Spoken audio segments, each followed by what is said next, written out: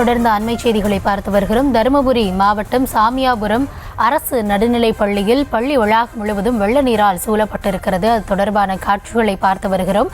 கனமழையின் காரணமாக பள்ளி வளாகம் முழுவதும் தண்ணீரால் சூழப்பட்டிருக்கிறது.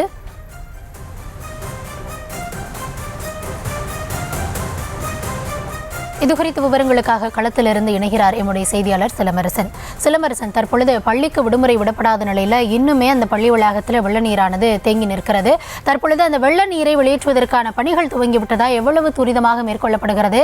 இதனால ஆசிரியர்களும் மாணவர்களும் என்ன பாதிப்பிற்கு உள்ளாகி இருக்கிறார்கள்? கள நிலவரம் என்னவாக இருக்கிறது?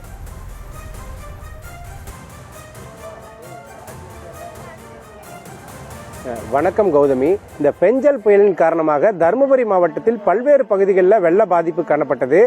நேற்று இரவு வரை கனமழையானது பெய்ததால் அங்கங்கே இந்த தாழ்வான பகுதிகளில் பல்வேறு இடங்களிலான இந்த வெள்ள நீரான தேங்கி இருக்கிறது.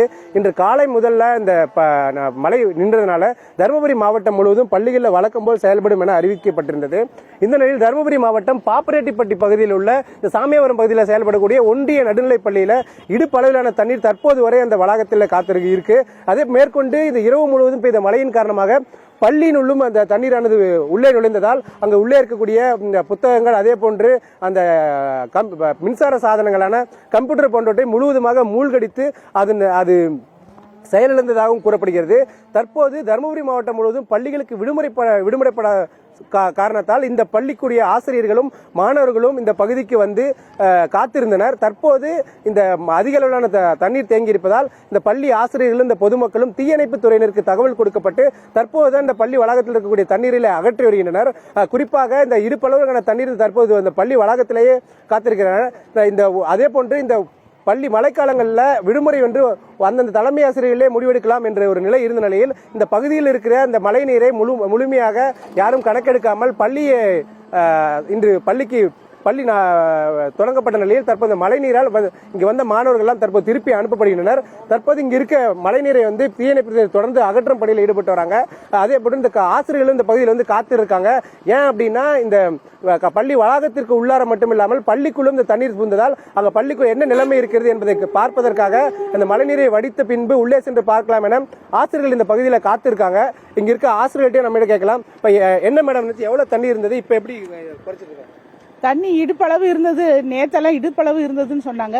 இன்னைக்கு தண்ணி குறைஞ்சிட்டே வருது. இன்னும் கொஞ்ச நேரம் பொறுத்து இருந்தா பாக்கணும். இந்த உள்ளார என்ன மாதிரி இந்த கம்ப்யூட்டர் சாதனங்கள்லாம் பழுதடைஞ்சுன்னு சொல்றாங்க. என்னென்ன பொருட்கள் உள்ளார இருந்தது?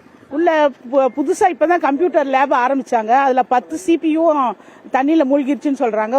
ஒரு லேப்டாப் ஒண்ணு மூழ்கிடுச்சுன்னு சொல்றாங்க. அப்புறம் இன்னும் என்னன்னு போய் உள்ள பார்த்தாதான் தெரியும். நிச்சயமாக கௌதமி, தற்போது இந்த ஒன்றிய நடுநிலைப்பள்ளி வளாகம் முழுவதும் தண்ணீர் இருப்பதால் ஆசிரியர்களும் காத்திருக்கக்கூடிய சூழல் இருக்கிறது. தற்போதுதான் இந்த பள்ளிக்கு மட்டுமே விடுமுறை என தலைமை ஆசிரியர் முடிவெடுத்து விடுமுறை அறிவிக்கப்பட்டுள்ளார். இன்னொன்று, இந்த பள்ளி திறந்து பார்த்தால் மட்டும்தான் என்ன நிலையான பாதிப்பு என்ற நிலைமை தெரிய வரும். மழை நின்றுவிட்டாலும் அதனுடைய தாக்கம் தொடர்கிறது. மழைக்கு பிறகாக பள்ளிகள் திறக்கப்படுவது குறித்து அரசு பல்வேறு வழிமுறைகளை வெளியிட்டிருந்தாலும் அது சரியாக செயல்படுத்தப்படுகிறதா என்பதை கண்காணிக்க வேண்டிய அவசியமும் இருக்கிறது. களத்திலிருந்து விவரங்களை பதிவு செய்ததற்கு நன்றி சிலமரசன்.